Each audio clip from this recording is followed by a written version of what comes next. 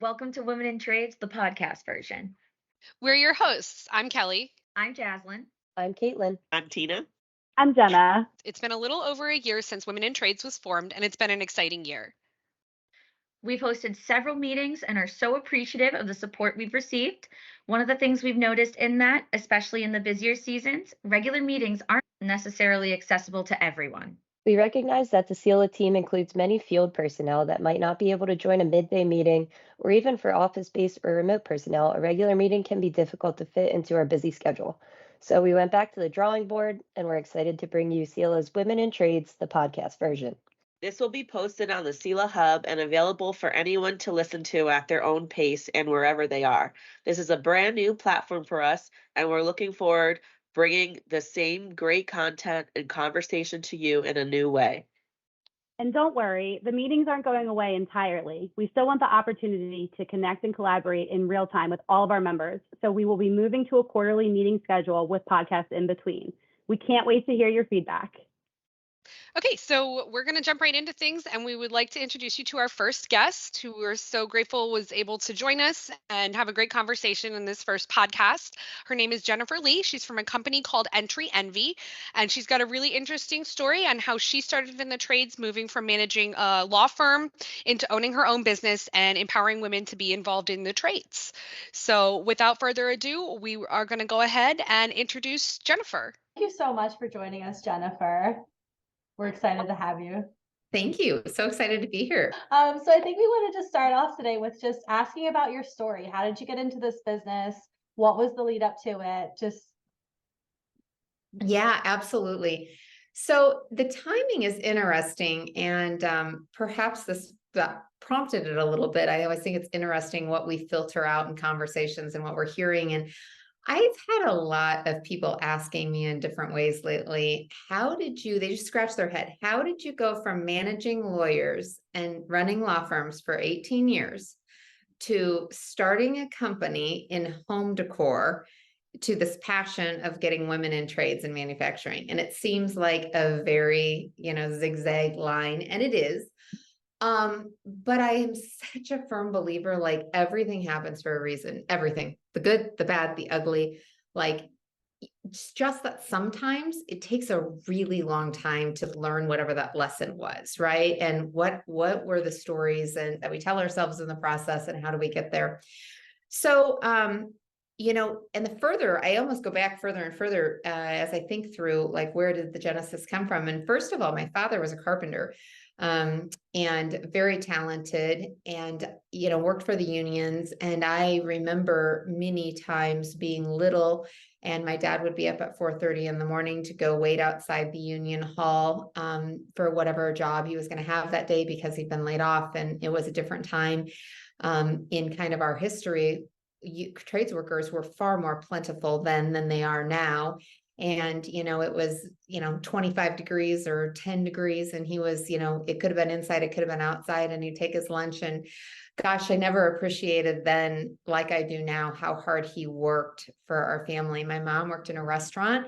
She worked at night. And so I spent a lot of afternoons and evenings with my dad. That I'm an only child. And I think that created a really special relationship with my dad, because we had to spend time together.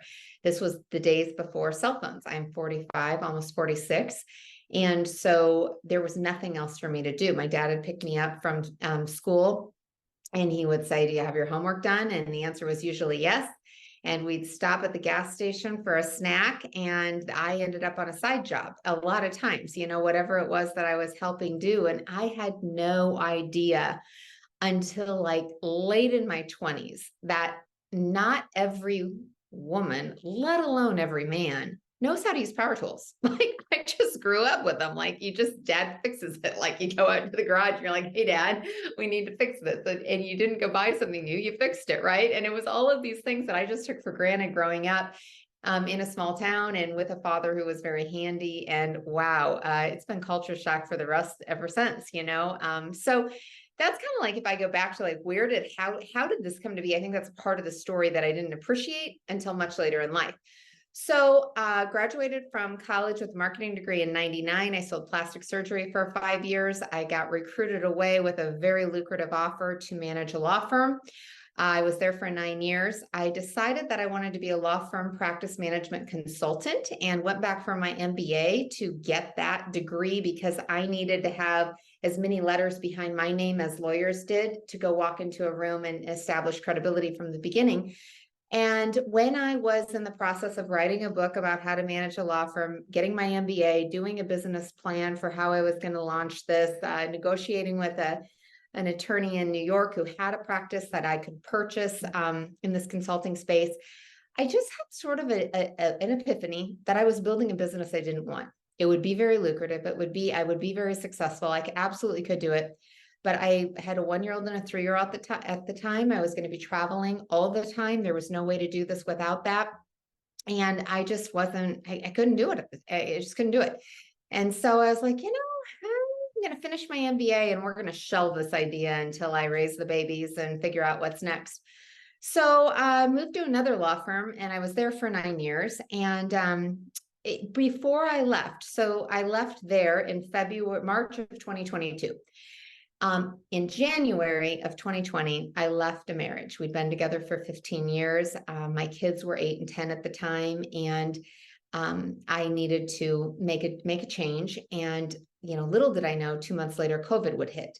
So I am now in my parents' basement at the age of 42, managing a law firm virtually with these 2 kids that are supposed to be doing homeschooling. We all remember the nightmare. And trying to figure out what that next was. And I had to buy a house during the middle. I moved out and I had to buy a house during the middle of this divorce financial turmoil situation, which is almost impossible to do. And at the peak of the market during COVID. So I got a fixer-upper. Beggars couldn't be choosers at this point. Like I was just lucky to be able to have something and move out of my parents' house. And my dad, it was, you had no time. You had to make an offer right away. You knew it was going to be, over asking price. And my dad, God bless him, had to do a home inspection in 20 minutes. I'm like, Dad, I need you to take a look at this house. And that was going to be it. And so, we looked at the roof and the AC and the windows, your big items. And he's like, I think you're okay. And I'm like, all right, go. So I get this house and I never saw the garage because it was not available for viewing when I was, looking at the house. And so the first day I took possession of the house was August 1st of 2020. And I got the garage code and I opened up the door and it was 4 walls of 1974 dark olive green paint, all 4 walls. And I thought, oh, God, this is not going to work. And I knew, like, where's the first start? The first place you start moving stuff into is the garage. And I'm like, if I don't do this right now, it's not going to get done for like a year. And so I didn't go in the house. I just shut the garage door. I drove to Home Depot. I bought 4 gallons of white paint and a paint sprayer and went back. And that night was the first project that I did. And I repainted the entire garage white. And so I ended up blogging this whole story on, it's called cheaperthanwine.com. And every single night I worked on my house. I managed a law firm all day long. I took care of the kids. And then every night from 7 or 8 o'clock at night until 2 or 3 or 4 in the morning, I remodeled it. And it was the best therapy I could have possibly given myself. I didn't recognize that as a gift at the time either. But what was interesting is I didn't know how to do 99% of what I was tackling. And I did it like everybody else does. And you figure it out and you go and start watching videos. And what frustrated me was every single one of those videos, almost every single one, was by a man. And I had to watch like 25 different videos to try and figure out one thing, right? 25 different ways to do this with 25 different sets of tools. And I'm like, God, I just want one woman who's here, who tells me this is how you fix this. This is what you need. Here is the list that you can just add to your cart right now, and it'll be here in 2 days, and do it. And that didn't exist. So honestly, that's a company that might exist down the road that I'm building in my head. But I get done with my remodel. And halfway through this project, I became, and part of that journey was becoming very passionate about. There were hundreds of thousands at the time of women that were out of work, and also the LGBTQIA plus community, because it was entertainment, hospitality, and tourism during COVID that got hit so hard, right? And there's hundreds of thousands of people at the time remodeling their houses because that's what everybody was doing during COVID. And they were complaining. They couldn't get the electricians. They couldn't get the plumbers. They couldn't get anybody to help them. And I just kept sitting there thinking, again, middle of the night, lots of projects and time. I'm like, gosh, there's all of these people who are capable and talented and willing to work. And all of these people who are willing to pay, how do we bring these two pieces together? And I quickly realized through some research, and I dug pretty deep, pretty far, pretty fast, of there were societal issues, there were socioeconomic issues, there were just a lot of bigger problems that were to address the problem and fix it and really get more women into the trades and manufacturing. We needed to take down the roadblocks and hold up the welcome signs. It was not just one or the other. And it was a full-time job. And I was a single mom with 2 kids, and I wasn't done with my remodel, and I didn't have time to do this right now.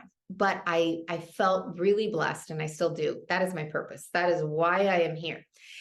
And working for lawyers for 18 years has taught me so much about effective communication in male-dominated leadership spaces. And that, I think, is critical. It gave me courage and confidence and the ability to sort of help tackle this from that socioeconomic macro issue. It's honestly, I think that the easier problem or challenge is like talking women into doing this. It's an issue, but we've got to take down these roadblocks first and change culture and implement the DE&I training that we've had in corporate shoved down our throats for 15 years in the spaces that they're not right now. I always say we have to address the 3 Ps, periods, pregnancy, and pumping. Like, we've been able to do this in other industries. We have to be able to address this in these spaces in order to make this successful. I don't ever want to set anyone up for failure. I have managed, hundreds of people in my career for 25 years. I have interviewed thousands, and I don't ever want to set somebody up in a position that they're not going to be successful. And if the culture isn't right and the environment isn't there and the leadership isn't ready, it's not going to be a win-win. And so we have to create that. And my number one strength is strategic. So I always look at things like longer term view. There's a short-term problem, but there has to be a longer term solution. So interestingly enough, I come up with that this is my life, this is my purpose, this is why I'm here, but don't have time to solve this. And I shelved the whole thing. And that was really like January, February of 2021 that I was spending a lot of time on it. And then in April of 2021, I was basically done with my remodel, but I was coming home every day to a home that was worth about 3/4 of what the one that I left had been.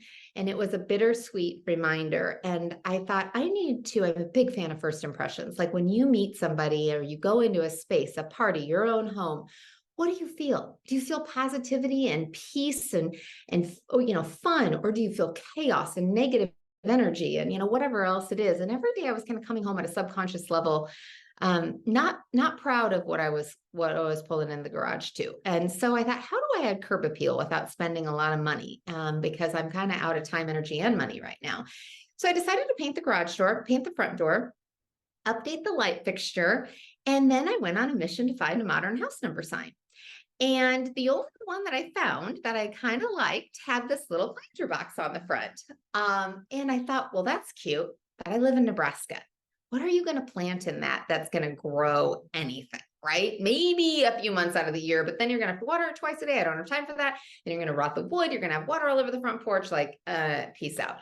But I made it anyway. Went out to the garage, made my sign, drove around, found the numbers. And then I went to the craft store, and I spent probably 45 minutes wandering around the faux floral section, feeling overwhelmed, not sure what I wanted to put in there, but I eventually come up with it.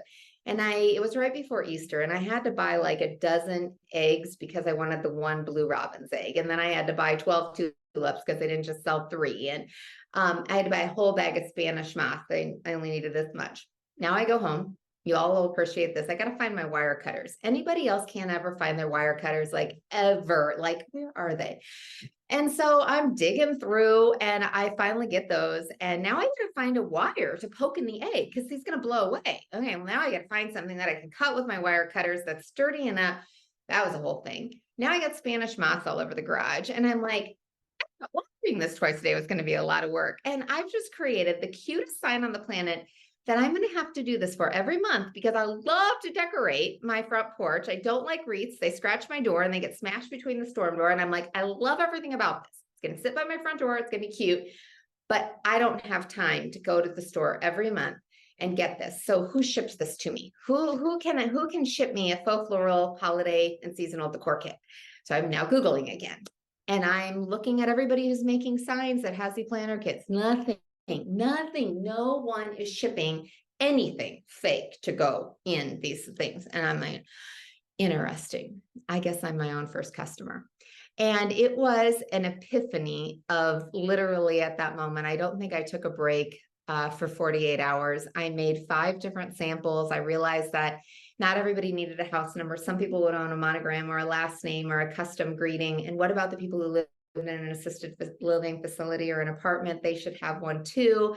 And it was just like, it was, I can't even describe how many ideas I had, but the entire thing came back to this little box that I could ship every month. And I knew from my marketing class back in 1997, my professor said, if you're ever going to build a company, make sure it has a reoccurring revenue model. And I thought, this is it, right? And so, and now I had this great idea. I'd done the financial modeling, and then I had to figure out, okay, do you have the guts to do this, right? Like, who are you even going to tell? Single mom, 2 kids, no money, managing a law firm, not any extra to start a company, managing a law firm, making a really good living doing that, and not quite done with your remodel. Like, you don't have time for this, right? But there was a pretty strong calling. And I just was like, no, I've got this. I saw the vision. I saw everything that it could become. And statistically, most founders don't tell anybody what they're working on for at least a year. And I knew I had to tell one person what this idea was because I would need her help with my kids to do it. And I love her dearly, but my God, I know where I stand with my mother. Like, she is a cut and dry, like, she's going to say it like it is. And I was 99% sure she was going to be like, oh, heck no, you're not doing this. You don't have time. And what she said was, I think it's a good idea. And I retire next month. I'll help you. And I was like, oh, well, that just blew about 100 excuses out of the water, So then it was, all right, now does anybody else think this is a good idea? And there happened to be a little local art fair the following weekend. I called the organizer and I said, I don't have a company. I don't have a website. I don't have anything to sell, but I have 5 samples and I'd like to do some marketing research. Could I please buy a booth? And she said, I just had a cancellation. Yes, you may. And so I went down, and in 6 hours, I collected 250 email addresses from women who said, this is phenomenal. I'd love to buy it. Let me know when you go live.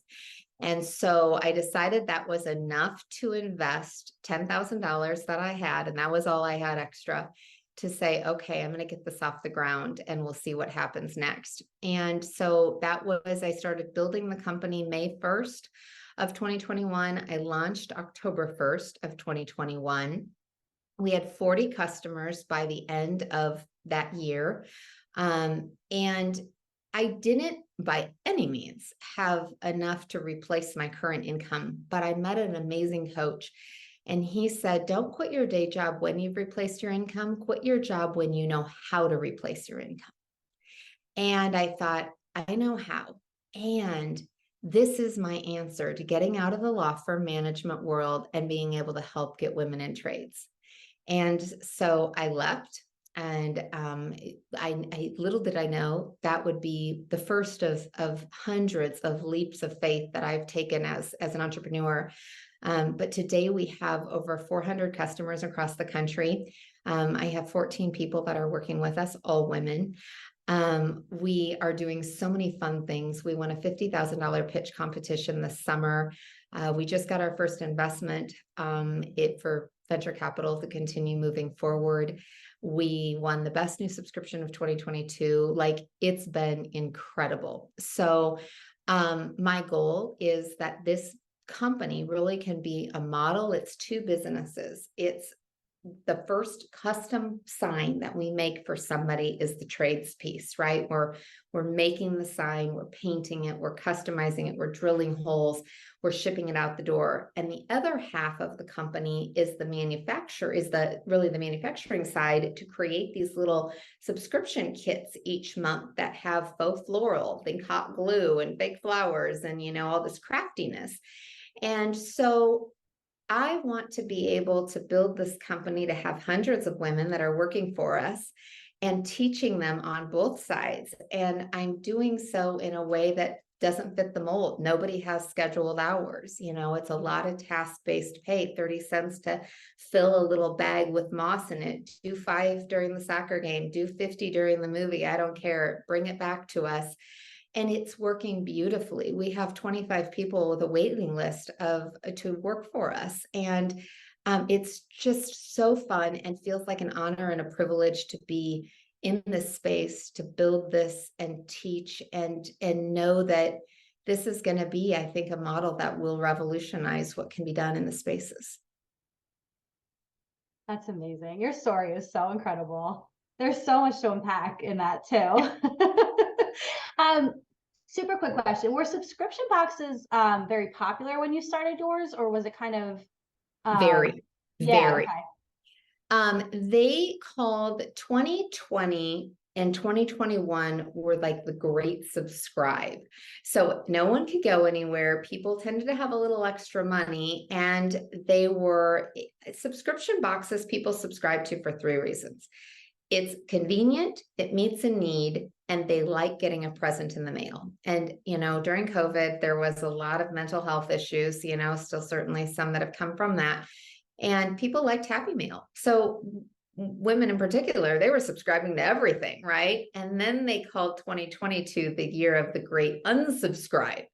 And it was, going through your credit cards going, we don't need that. We don't need that. We don't need that, And so coming online really at the end of 2021, I missed all of that. I missed the great subscribe. I missed the iOS 14 changes that negatively impacted business owners in the Facebook space and for advertising. And so I kind of started to build this company at one of the most challenging times, but I don't have anything to compare it to.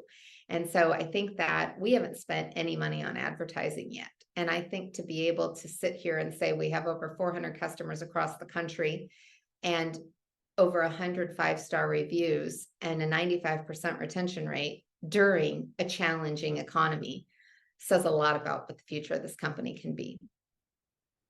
So coming in 2021, I mean, did you experience a lot of challenges with the subscription, or did you sell it mostly locally to the people that you met? Just tell us about that a little bit. Well, the hard part is my marketing background from 1999 was obsolete. I had spent the last 18 years selling professional services, and that was business development, relationships, networking, and in the field of law. So it was a far cry from e-commerce. I had to hurry up and figure out how to get a mini PhD in online social media marketing. And even spending time on social as we do individually is very different than trying to sell and represent a company. So I think that, starting a company, the hard part is figuring out all the pieces. And I learn every day. I think that has to be one of the qualities that successful founders have. You have to want to learn, because there's just, the more I learn, the less I know. It's an old, sort of cliche adage, but it's so true.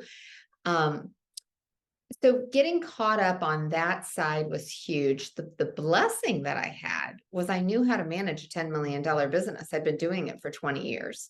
So I knew, and to this day know more than a lot of founders about all the legal issues and finance and HR and, employee benefits and, hiring and firing and all of that. I'd had tons of leadership experience, but I had to figure out an e-commerce company, websites, so, everything related to social advertising, So many pieces. And then just, the other thing that I remember one night, this was early on, company wasn't launched yet.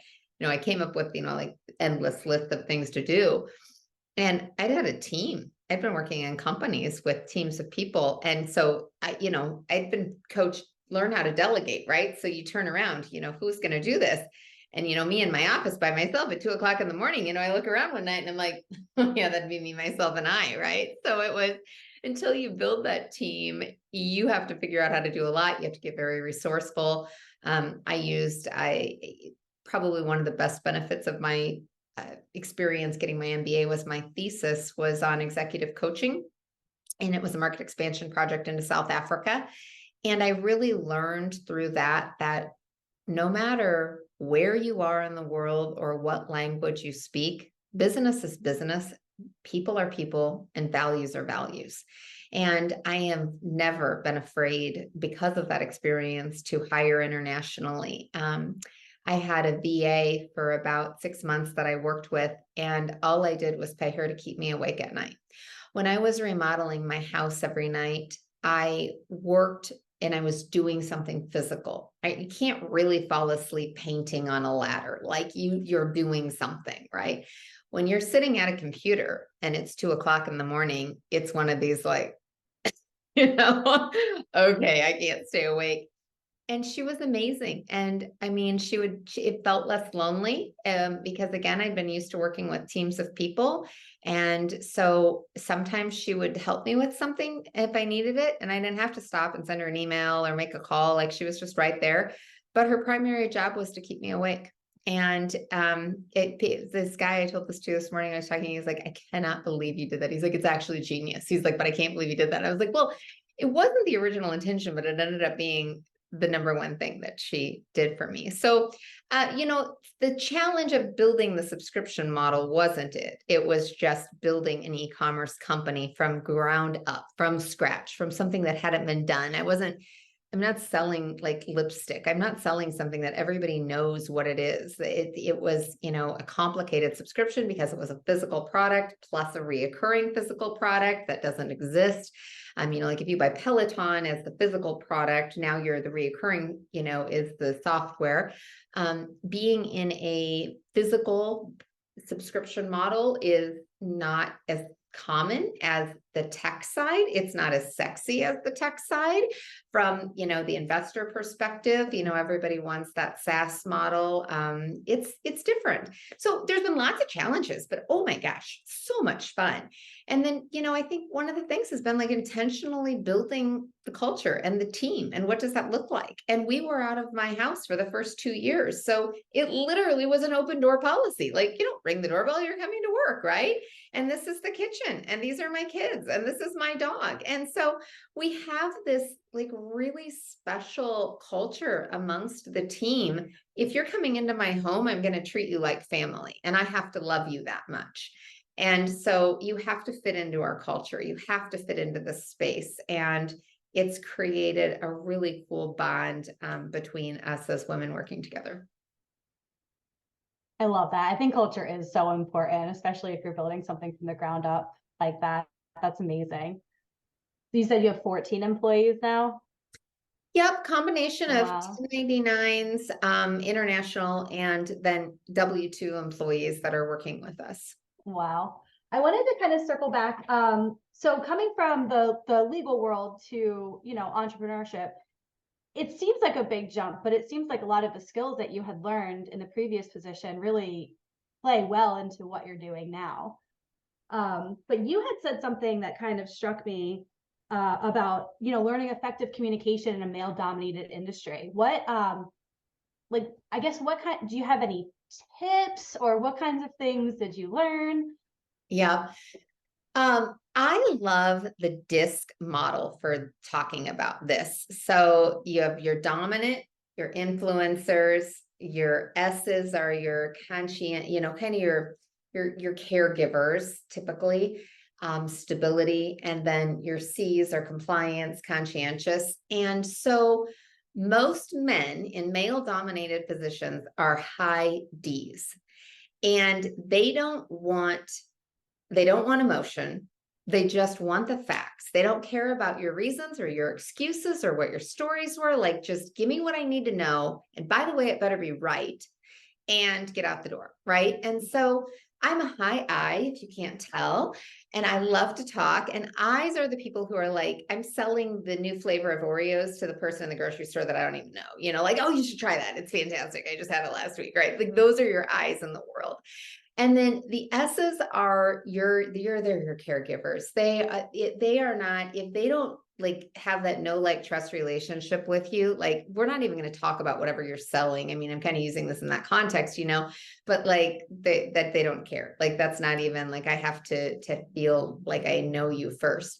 And then your C's are so interesting. They are typically, well, I mean, you can profile these people all differently, but typically they are finance oriented, lawyer type people, very detail oriented, not the social ones of the group, and need lots of detail, need lots of information. Well, no one person is any one of those quadrants. We're all a combination of four. The question is, what combination are you?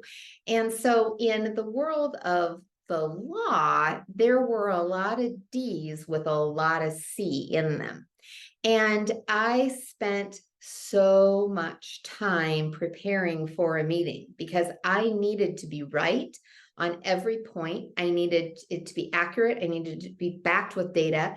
And 99% of the time, all of that preparation, I wouldn't have answered. Like, they didn't even ask that question. But the one question that they asked, if I didn't have that answer ready, locked and loaded with data backed, I lost all credibility. The entire meeting was a waste. And I'm not joking. And so I learned over the course of 18 years working with lawyers that over preparation was required. And I needed to prove that I whatever it was. And so I wasn't in a sales role, but I was when it was coming to, like, they hired me to advise and guide them. Here's the action we need to take, but now you have to be able to prove this. And whether that was fighting for employee benefits for something, that was a huge part of my job, or whether it was a marketing or budgeting or, changing the number of hours that lawyers had to work, like whatever it was, it's a sales role. No matter what, leadership is always a sales role because you got to bring everybody along with you or otherwise nothing's going to happen. And so that, I think, was huge. The other thing about lawyers is that they require accuracy always. You give them a red pen, they will edit it every single time. And so I am a really good writer, effective written, verbal communication all the way around because I had to be. If I had a typo, I would lose credibility from that. So when you think about these four quadrants, when you are speaking and you're doing anything, you have to be communicating to all four of those pieces, no matter who you're talking to. But if you know you're talking to a high D, then you better be prepared to get in and get out. If you're talking to an I, you better allow an extra half hour for that meeting because you're going to spend time talking about her kids or his, sports weekend or his latest trip or whatever. And you're going to talk about that for 95% of the time. And 5% is going to be what you actually needed to get done. And it's going to take an hour longer, right? And the S's, you better make sure that you've really spoken to how this impacts the people, whatever it is, again, because they care about people. And if it's going to negatively impact somebody or in any way, shape, or form, like, that's what you've got to talk to. And then your C's, you got to come with the data. You've got to have it. Even if it's not asked, you better be ready for it. But if you're certainly going to go sit down and talk to a C about something, then your entire meeting needs to not be fluff. We're not talking about kids. We're not talking about vacation, but we're going to talk about this data and be prepared that they're going to ask you questions and you're going to have to come back to them with more data. And you can't get frustrated with any of these profiles. It is what it is. We are who we are. And when you're in roles that you're communicating with leadership, and especially with men, you need to be able to have them hear you. And you need to be able to play in their space, in their terms, and their rules. And again, I don't care if it's men or women. This is just effective communication. Know who you're talking to and know what the message is that you're trying to convey and how is that going to be best served. I also really love the 5 love languages. And it may sound interesting to put that book in terms of the context of professionalism, but it doesn't matter. People communicate love differently, and how you receive love and how you give love are not the same always. And so I had a lawyer, for example, that she was a very thoughtful kind. So there's acts of service. If you haven't read this book, it's great. There's words of affirmation. There's gifts. There's physical touch and communication, like quality time. And it's so interesting. You need those, that if you can speak to somebody on their love language, and I'm talking about at work, it's powerful. It is so powerful. So if they are a person who needs to have their ego stroked and needs to be told how great of a job they are, then do that. One of my favorite coaches says, how does it serve you? Because whatever you're doing isn't about you. You're trying to do your job. You're trying to represent. You're trying to do it for the company. You're trying to do it for customers. You're trying to do it for the people that you're working with or your team. It's really not about you. And whoever you need to get on your side, you need to placate to them. You need to communicate in their language, on their terms, at their time. There was a lawyer I worked with who, if I needed to talk to him, I knew that it needed to be at 7:45 in the morning, before his phone started ringing and before people started going in and out. And there was another lawyer that I needed to talk to her at 6:30 or 6:45 at night, when the phone stopped ringing. And I always worked around those people. I think about everybody that I work with as my customer. Doesn't matter whether they're my employee or team member or colleague or a paying client. They are my customer, and the customer is always right. And I'm always striving for 5-star service. And that is, I think, a key reason why I have been as successful in my life over time in lots of different roles, because it's always about them. And it doesn't mean they're always right, but it means that it's about them. Because if I can frame the conversation, and maybe they need brownies every once in a while, maybe they need a little pat on the back every once in a while, maybe they just need to go to lunch and just talk, whatever it is, you got to build those relationships, and then you tap them when you need them. It's kind of like, I always say that a lot of people, and I'm going to use lawyer reference again, people treat, actually, let's talk about your industry and ours, plumbers, HVAC people, you get the call at the emergency, like, oh my God, it's 0 and my heat just went out, and how soon can you get there? Well, a client that you've served for 10 years and already have a relationship with, and you installed their unit and you know everything about it, is a whole different animal than the person that you've never talked to. You don't know what they have. You don't know if you operate on that equipment yet. There's no relationship. So if you build the relationships before you need them, and you nurture them. And again, when you're talking about that male-dominated leadership space, you need to build that always. And then when you need the favor, when you have an issue, then it's already there, and it's much easier to tap that. Yeah, Jocelyn. I just want to say that so I work closely with our sales department, and they have talked about like different like customer personality types in the DISC model, but I've never heard anyone talk about utilizing the 5 love languages, and I think that is such great advice. I've never heard that before, and that was really interesting, and I actually think I'm going to bring it up to our sales manager. So when we were looking at your website, we noticed that you put a lot of research into the brands and products that you work with, and even mentioned that most of your products are eco-friendly, and your packaging is used with recycled material as well. Is preserving the environment a cause that you're passionate about? Well, I think that when you talk about the triple P, triple nut, triple really anything, it's the people, planet, and profits. They all matter. And it's, I think, irresponsible today to be running a business not thinking about the environment. So we have been very conscious of it. We're implementing, I should say, in January, a new program that are like in a month. We mostly do exterior home decor subscriptions, and they're mostly monthly because you're dealing with the weather, right? The sun, the spiders, the rain, the wind. and fake flowers. And it's a lot to ask anything that, is fake and doesn't require water to look good for, more than about 30 or 60 days. And I like great first impressions. I want it to look fabulous the whole time. Plus, our clients love to celebrate all the holidays and not just spring, summer, fall, winter. But at the end of that 30 days, some of the decor needs to get thrown away and some of it's okay to keep. So we're implementing in January a program where we'll send a bag for our customers to save the stuff that they want to over the course of a year and then mail it back, and we'll donate it to an assisted living facility because they love to do crafts with them. So the faux floral, that's a great activity, especially in the memory care center. So it's really the combination of like, how do you serve the environment and how do you take care of people at the same time, and being thoughtful about that all the way around. So we use, recycled materials. Certainly faux floral is plastic and most of it's manufactured in China. So there's no way to get around that right now. Maybe someday I'll manufacture it in the United States, working on that. But try and be thoughtful about it.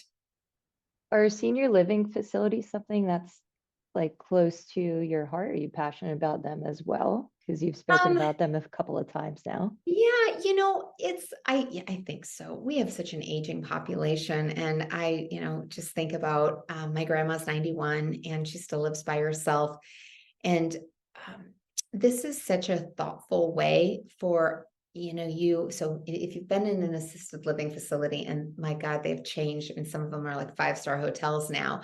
But everybody has something on their door. I mean, it's a thing, right? And it's hard when especially if you don't live close by, to send something to seniors. They have everything. They need nothing. They're at a downsizing stage of their life. But we still want to show that we love them and we care about them and we're thinking about them. And mail is a big deal in the assisted living facilities. They are not the internet people of the world. I mean, to some extent, but they're not ordering subscriptions. Let's put it that way.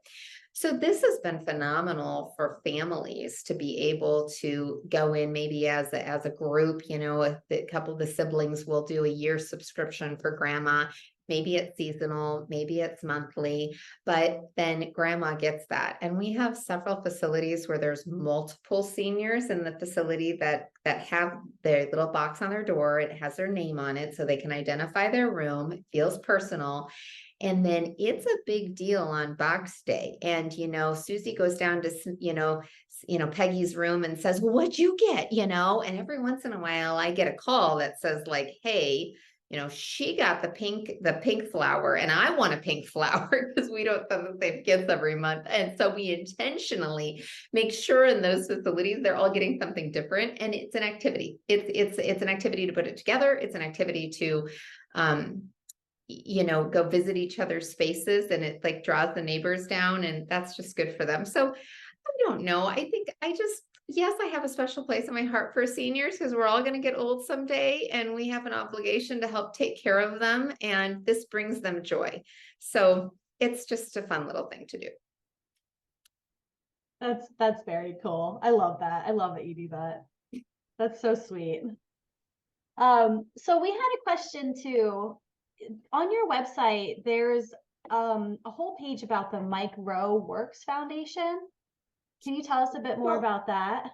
I love Mike Rowe. I love the mission that he stands for. I think when we get into the socioeconomic issues of our deficit of workers in the trades right now, it's because we have so successfully for 35 years sent everyone to college, right? And we've sent people to college that don't have a plan. They don't know what they want to do. We tell them that, this is a place to go, grow up, you'll figure it out. And then we graduate them with tens of thousands of dollars of debt, and they can't get a job, or they're totally, underemployed, or they're not I'm preaching to the choir here, the issues. And I think that Mike just has really elevated that and helped bring to light that there is so much money to be made in the trades, and these are noble professions, and so much opportunity, and we don't all have to go to college. And I think when we get into women specifically, we need a better fallback plan. And what, in terms of like, you need to grow up. Well, let me tell you, if your kids are out of the house by the time they're 18 or 19 and they're paying their own bills, whether they're in college or not, they're growing up. And, that process is going to happen. And if they don't know how to make good choices by that time, whether they're in college or not, isn't going to make a difference. It's a whole nother issue. And so I just really believe in what he's trying to do. And I know he doesn't just speak to women, but he certainly advocates for, I think women as well. And so we donate a percentage of profits to the Micro Foundation. And someday maybe we'll have our own foundation, but for right now, I feel like it's a small way that we can help support that. I think whenever you are building things, you need to do it in collaboration as much as possible. I mean, I think it's very much like the conversation we're having today. There is nothing that one person can solve alone. It takes teams, it takes communities, it takes a lot of leadership, it takes a lot of money, it takes a lot of time. And the more that we can collaborate and come together to do that, I think the faster we can make the progress that we need.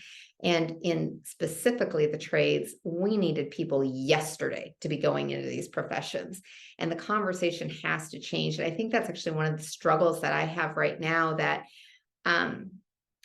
I have to build entry envy. I have to it's not, I'm doing it simultaneously, but I can't shift as much time as I want to focus on specifically women in the trades until I build this company, because what I'm doing is building the model. When you get into the male-dominated leadership, the only way that somebody is going to listen to me in that space is if I can prove I've done it different. If I can prove that no hours, scheduled hours work, if I can prove that task-based pay works, and I need to be able to say, listen, we generated $50 million in profits last year, and we did so with all women, and this is how we paid them, and this is why it worked. I think for that group to be able to pay attention and say, oh, okay, well, maybe we should do something different.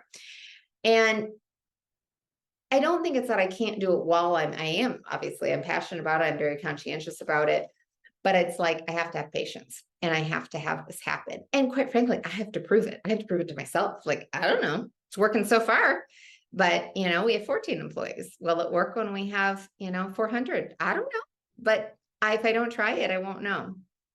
So in the meantime, I'll support, the Micro Works Foundation, and I'll keep spreading the message and knowing the intentions I'm working with and keep testing the model.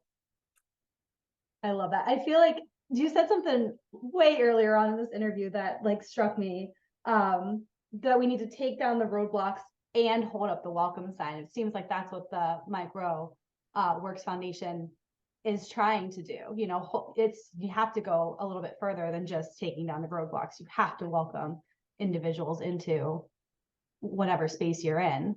It doesn't work one without the other. Yeah.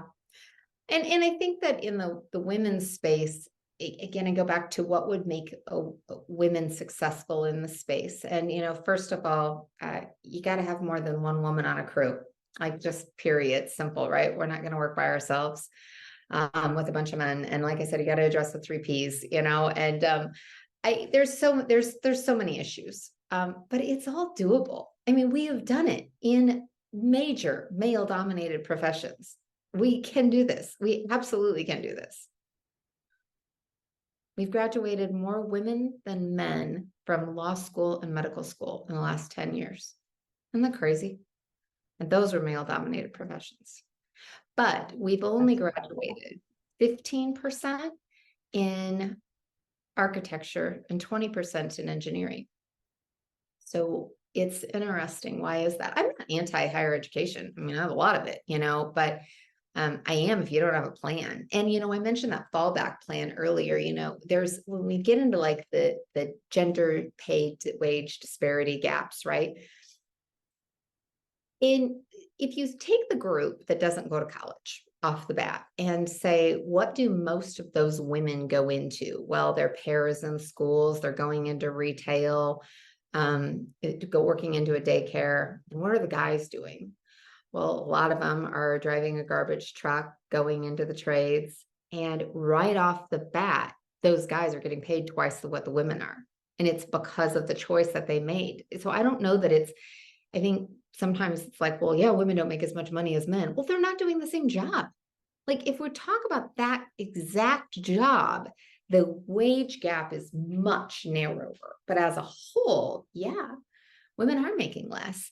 So how do we encourage women to understand that it's not, I mean, the one thing that I guess I'm opposed to on within micros is the position of the dirty jobs. Like it's not all dirty, right? Like it's really not all dirty.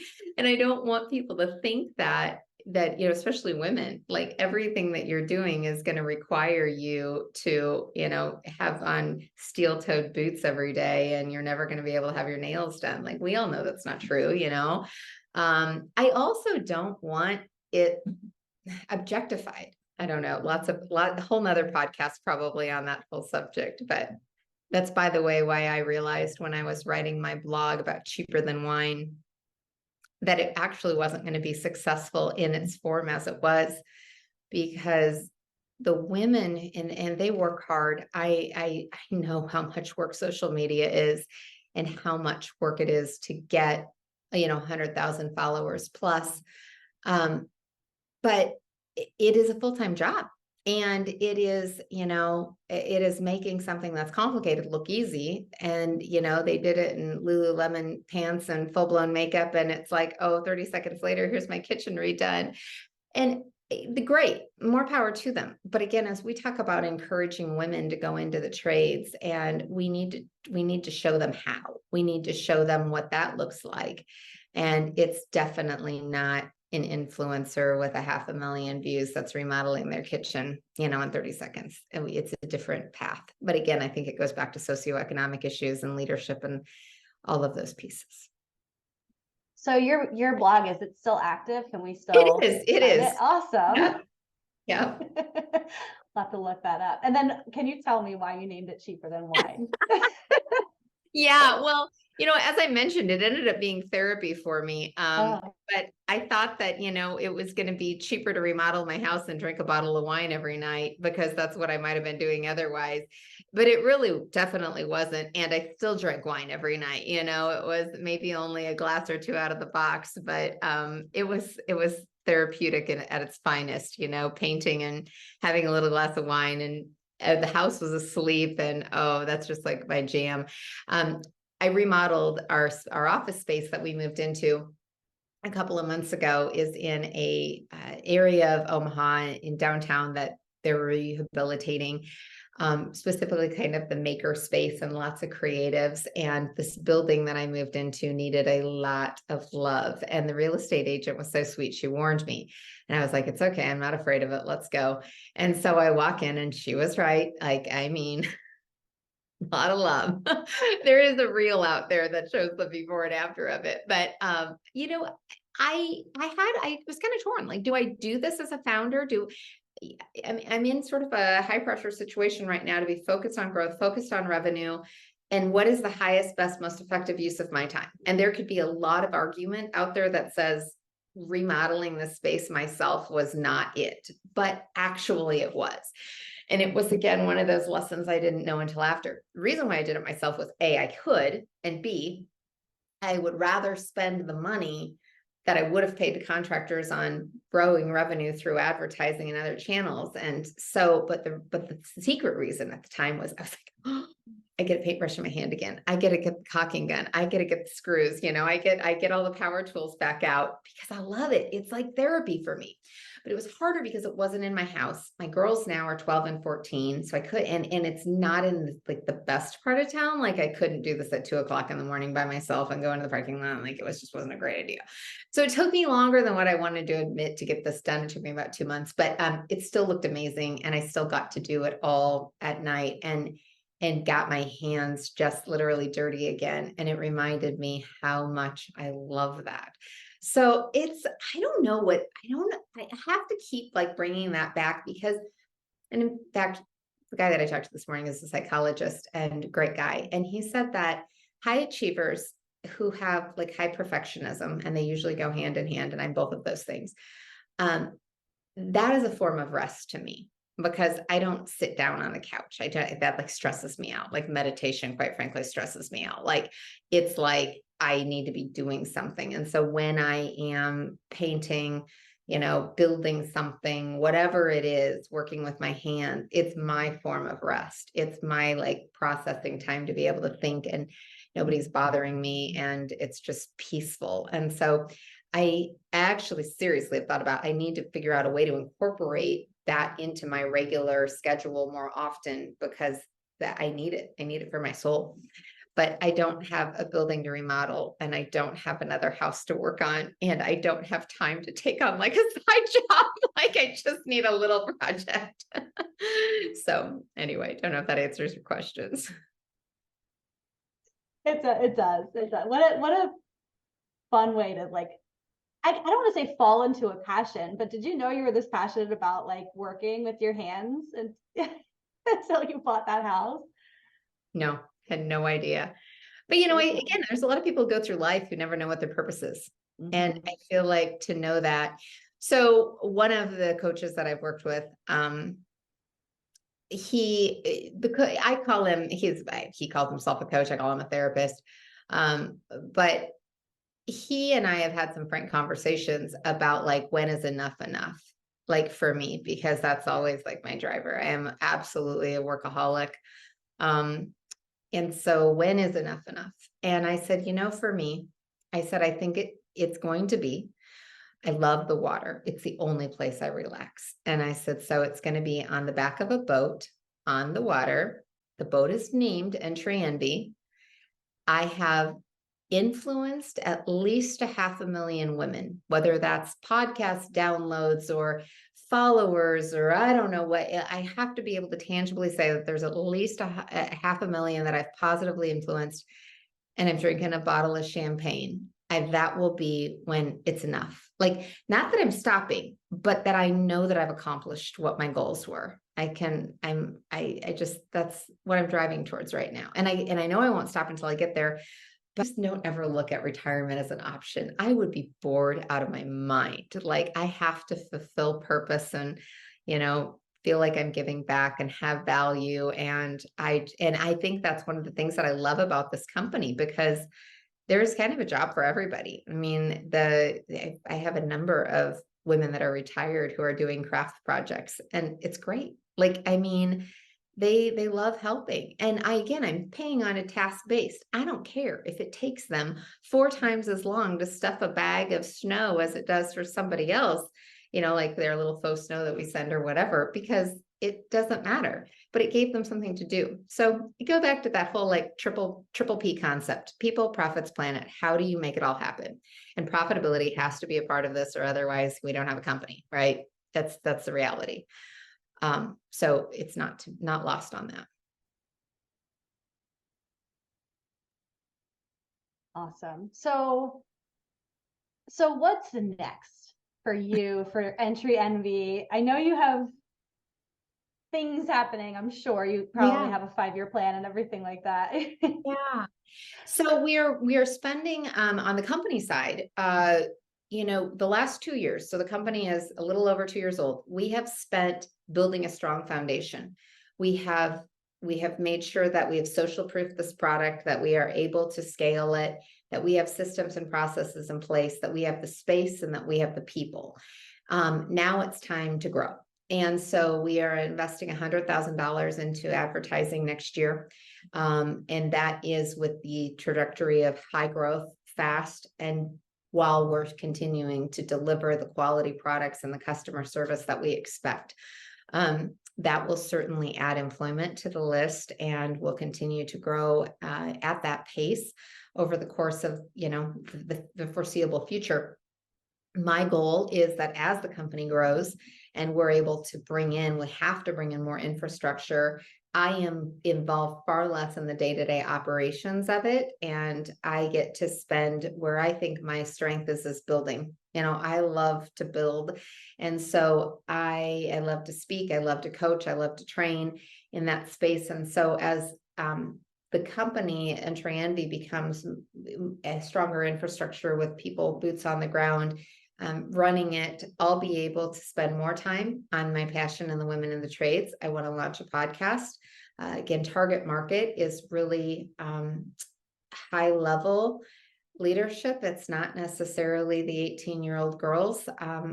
That's going to be secondary. It's addressing the issues that we have at the socioeconomic level first. I would like to do more speaking on this. I will be able to free up my schedule on that, and really building out that space while the company continues to build, employ more women, and have the profitability to show that the model is working. So in the startup world, what I have learned is it moves so fast. I mean, I work about 120 hours a week. And so I work, I do 3 times the amount of work that most people do in one. And so that's how fast my world moves. Like what I think just happened, I don't know, a week ago, or I'll be like, I'll say to my Summer is awesome. She's one of my assistants. She'll be like, I'll be like, that thing we did like last month? She's like, you mean like last week? I was like, oh yeah, that thing, like it's so weird. So I know where I'm going. And yes, I have a plan, but my world moves so fast that like, I have to have it loosely held. I have to trust the process and trust God and trust the universe and trust that I will be able to achieve the goals and the dreams that I have helping in this space, but it is one foot in front of another, one day at a time, and know that I can only do as much as I can do. Because if I start to like put too many parameters and around it and like how I'm going to get that and when I'm going to get that done by, starts to like stress me out way too much. So it's kind of like what I said, when I know it's enough, I don't know when that's going to be. I know the when, I know the boat, I know the name, I know the champagne, I know the $500,000. Like, I don't know how long it's going to take me to do that. It could be 2 years. It could be 20 years, but that's when it'll be enough. It's when I know that I've accomplished it.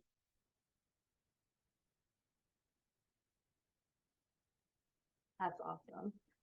Does anybody else have questions for Jennifer? Go ahead, Tina. Yeah, I had a question. What kind of advice can you give to other, let's say, women that have a passion for something and want to pursue their own entrepreneur goals, but are, I guess, reserved and something's kind of holding them back? What's your best advice for them? Great question. I think that there's a couple of things.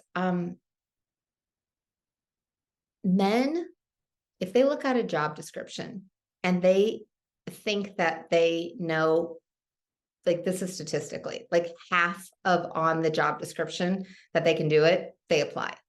Women won't apply unless we know at least 90% of it we can do. And so there's this natural level of women that we have expectations, and those are held to our mothers and our grandmothers. And we want to do things right, and we want to help other people, and we don't want to disappoint anybody, least of which would be our employer, right?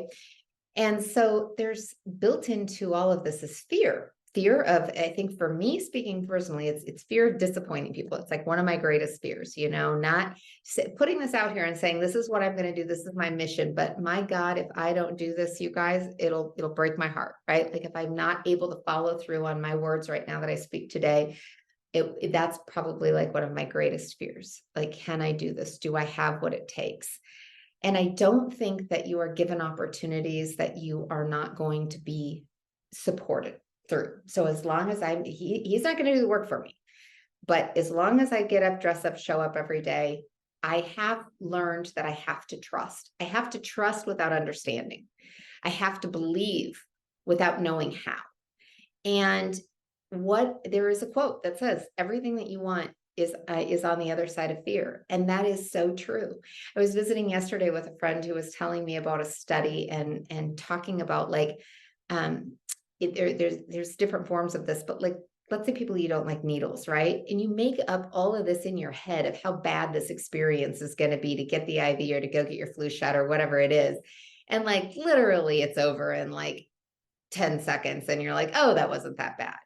And he was actually talking about Will Smith describing his experience about skydiving, and that he'd made up all of this in his head about how terrified he was going to be to do this and to jump out of a plane. And all of it, it was so scary. And when he was not in any danger in any of those moments, right? No danger. You're sitting here in your chair, you're safe, but you're telling yourself you're scared. When he actually jumped out of the plane, it was the moment of euphoria. There was zero fear, and that's when he was in danger.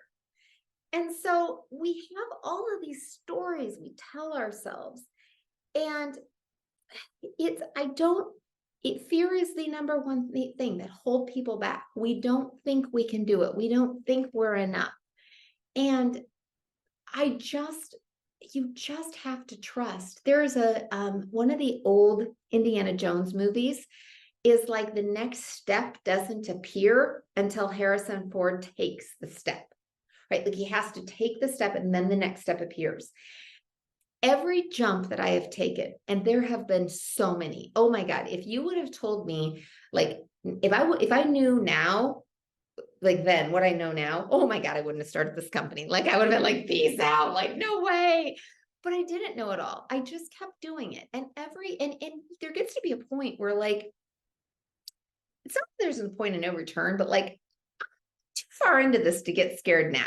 Like, it's like you get climbed all the way to the high board, you need to jump. You're not going to climb back down. And so it's just that you have to trust, you have to take the leap, you have to believe, and you have to keep doing it. It's not just one. You don't just get to quit your job and be like, okay, I did that thing. No, you don't just start that and be like, no, that's it. It's been a constant leap.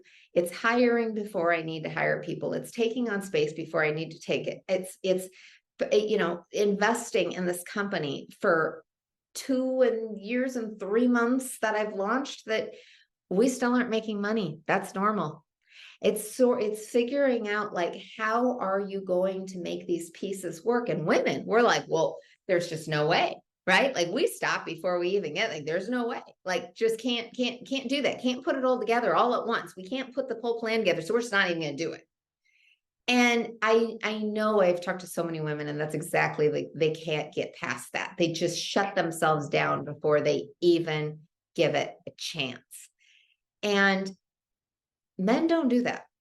Men are a little bit more like, oh, I'll just figure it out, right? Like, I mean, think about your spouses or your significant others, a lot of them don't worry about it. They're like, I don't know, we'll just figure it out. You're like, no, I'm not going to figure out anything. How are we going to feed the family? How are we going to do this? We just can't like get in the car and like figure out a hotel room. I need to book it like 2 weeks in advance, right? We're not good go with the flow people generally. And I think that we need to check ourselves on that sometimes. And again, trust that it's not just all on us. There are a lot of things that you have and resources around you and availability, and it's okay to ask for help. And I think the most important thing for me the last 3 years has been building that community. And I spend so much time in leadership communities, in Facebook groups, in coaching groups, in groups. Some of them are industry agnostic. Some of them are specific to the subscription box industry. But you can't do this alone. And if you're doing it and you're not feeling like you have resources to ask, or like when there's a problem, like who do you go to? Or, it's somebody else like saying like, this is hard. I mean, I had one of those this week. I'm in a mastermind group, and I usually come with 100% positivity and we got this and everything's sunshine and rainbows. And I had a bad day. It was a hard day. It was like, I'm not going to give up. I'm not going to quit. But this was a hard day today. And it was, there were just I signed some really big contracts. It was just a lot of big, deep breaths. That's what I always say. It's like, okay, you got this, but I'm jumping and the step isn't there and I don't see the net and I don't see the water. And I'm like, all right, let's go. And it always works out. But I think it's just, man, you got to power through it and you got to step through it. And I wrote I haven't published this one yet. If you follow me on LinkedIn, I post a lot of sort of messages about pushing through fear and courage. And this coach, he was the first coach that I hired that was a really high ticket item. And it was, I attribute so much. I would have never done what I've done had he not believed in me and really seen me. But making that investment was a huge part of stepping through the fear, because that is minimal compared to the amount that I have put in this company. And if I wasn't willing at that time, over 2 years ago, to bet on myself, I wasn't ready for this. And so it's all part of the process, but it is just get over the fear. And you just have to do it. Action creates the momentum, not the other way around. It's like cleaning out your closet. Okay. You don't want to do the closet. No one will do the closet, but you're going to do the closet. And as soon as you start cleaning up the closet, well, you're doing the closet, because now you have a mess all over the hallway, and it's going to get worse before it's going to get better. But by God, it's going to get done. Right. And it gets done because you started it. And if you don't start it, you won't finish it. And so you just can't wait to like do that thing. You just have to do it, and you will, and you'll figure it out. And I think the other piece of advice is be careful about who you surround yourself with. You are the average of the 5 people you spend the most time with. Think about who those 5 are. Look around. Are they people that you admire? Are there people that you are inspired by? Are there people that, doing great things? There's another phrase that says, show me your future. Show me your friends, I'll show you your future. And, if you are not if you look around that right now, you look around that room, virtual room of 5, and those people aren't happy, they're not making you a better person, you need to change your circle. And that's big. I know it's big. I did it. And there's a book called by Dan Sullivan and Benjamin Hardy called 10X is Easier Than 2X. And what Dan says, here's the Cliff Notes. You have to be willing to abandon 80% of what you know to be able to make a 10X move. What you know, who you're with, what you've done. And that's big. And you've done it before. You think about the times that you have 10X your life. And a lot of times maybe it was making a decision out of a long-term relationship. Maybe it was making a job change. Maybe it was making, there's lots of things that people have done, but you've done it before, but it was big and it was hard. And in order to do it, to make that next 10X move, you got to be willing to do it again. And that's scary, but you'll be a better, stronger person on the other side because of it.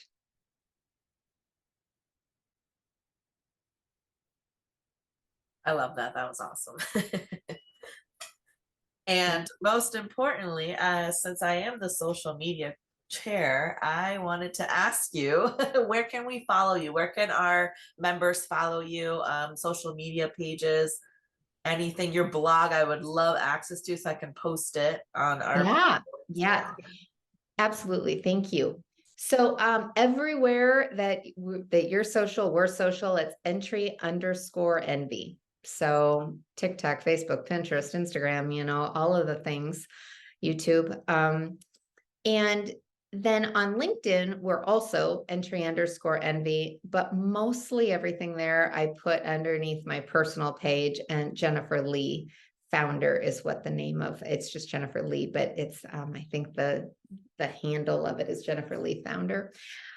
So I try and keep on the company side is, obviously more of, selling signs and our subscriptions, but I definitely have this personal branding side that I think is more about inspiring women and, helping people. I actually had a coach kind of call me out on it. And she's like, when I talk to you, I am so inspired. And when I read your posts, they are vanilla. I said, well, I don't know if anyone who wants to hear about all this. She's like, yes, we want to hear about it. I was like, all right, all right. So I've tried to be a little bit more transparent in my LinkedIn posts. So hopefully they'll be there.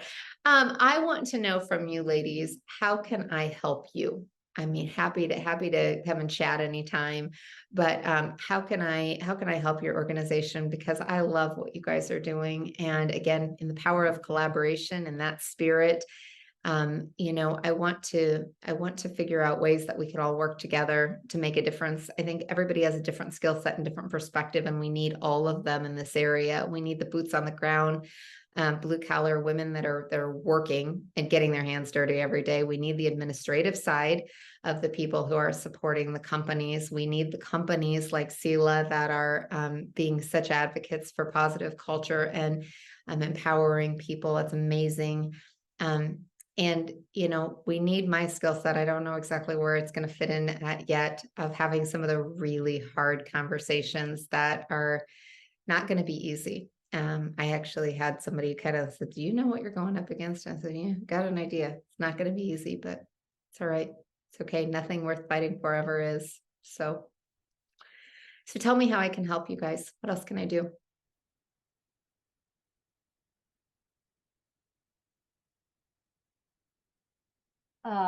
That is so true. Nothing comes easy if it's worth fighting for. But putting us on the spot here. I don't know. I mean, I'm definitely going to find you on LinkedIn. We're starting to build out our social media presence. Tina's been doing an excellent job with that. I guess just making connections.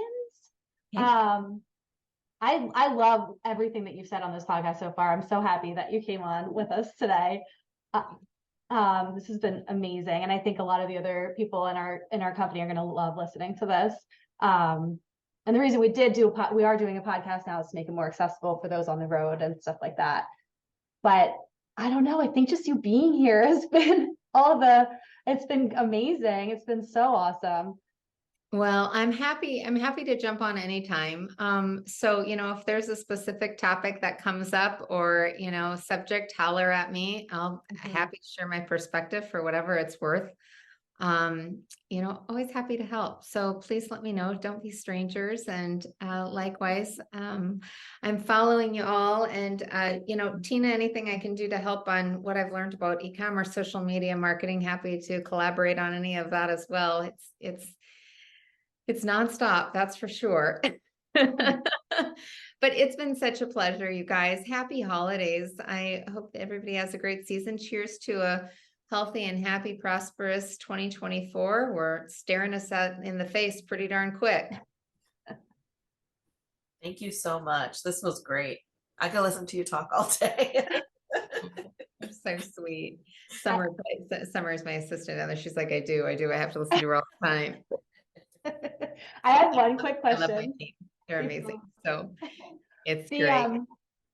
Just one quick question. The sign behind you, is that a custom sign? Is that your dog there? That is not my dog, but that is one of our signs.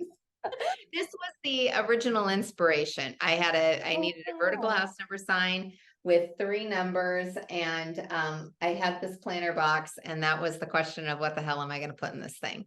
And that was the beginning of it. So this now is not my house, because that's what I said at the beginning. I built a fake front porch because I got tired of waiting like for the garbage truck to go by and the guy next door to stop mowing his lawn to be able to go live. But it's worked out.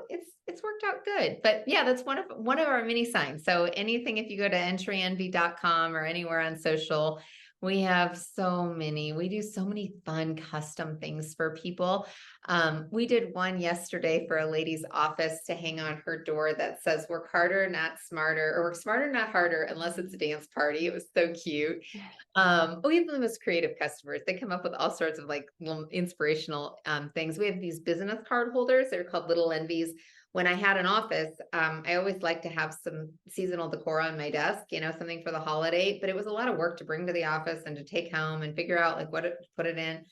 And I also really hated generic business card holders. They got like tipped over. They fell underneath my computer screen. They were never in the right spot. So we have a whole line that I've created called corporate branding on our website. And we do conference room holders and Wi-Fi, like Wi-Fi networks on our little boxes, business card holders, some of them spin, we do pin holders. And it's been a really fun space to like work in. We do a lot of stuff for Airbnbs for people to identify their houses and conference room networks.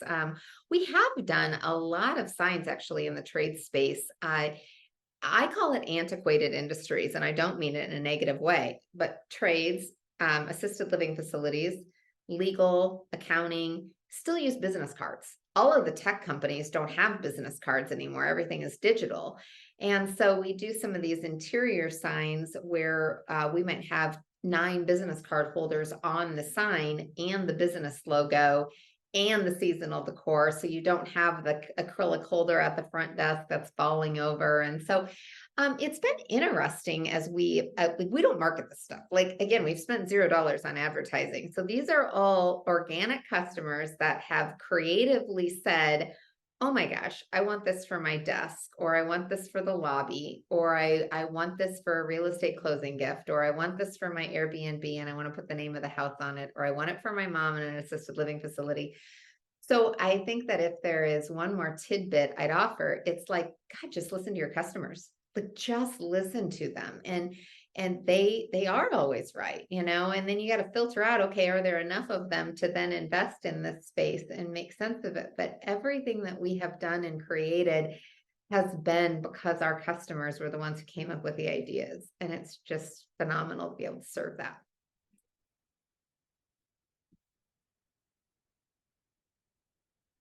That's a great final thought. Well, Good. thank you again so much for joining us.